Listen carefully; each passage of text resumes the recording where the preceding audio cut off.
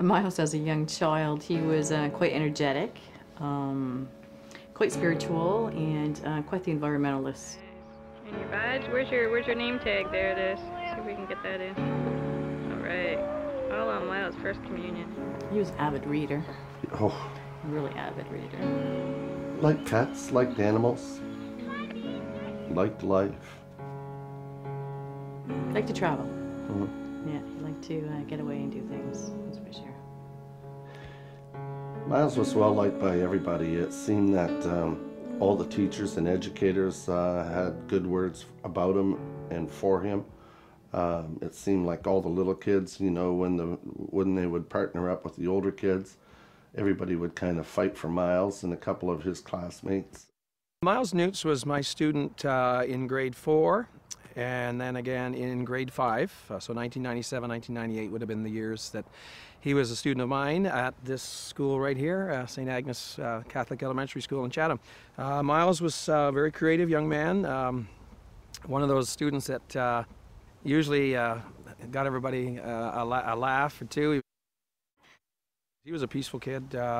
He was on the environmental team. He would have been part of the peacekeepers, which were the people that worked in this garden, where prerequisite was that they were, quote, the peaceful kids in the school and not the ones that you'd maybe identify as problems on the playground. No, and to this day I still don't think that I ever witnessed him in a situation that was confrontational at all, which makes it more puzzling. My 1998 wish for the world is to be more peaceful to others. My 1998 wish for my family is to be more organized and neat. My 1998 wish for me is to get my homework in on time.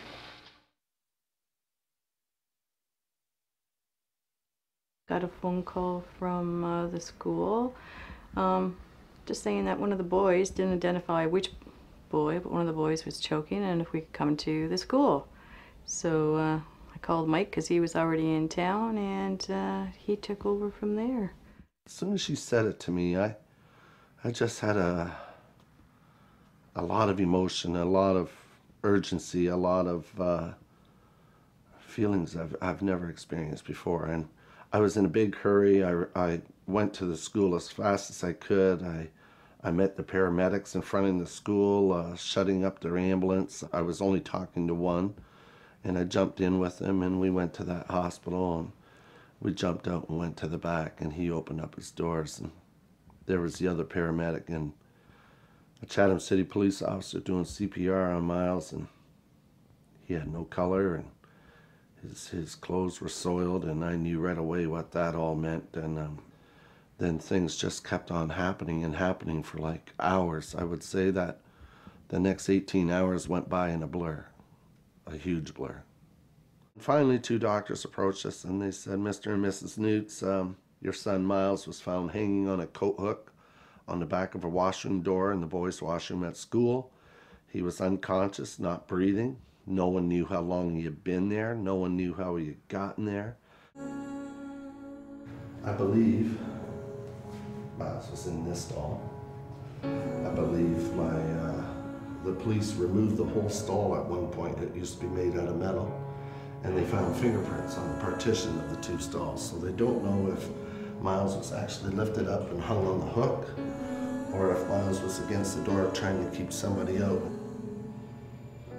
If we have all the other detail worked out right, it looks like he was in the washroom anywhere from 10 to 15 minutes total before help was summoned.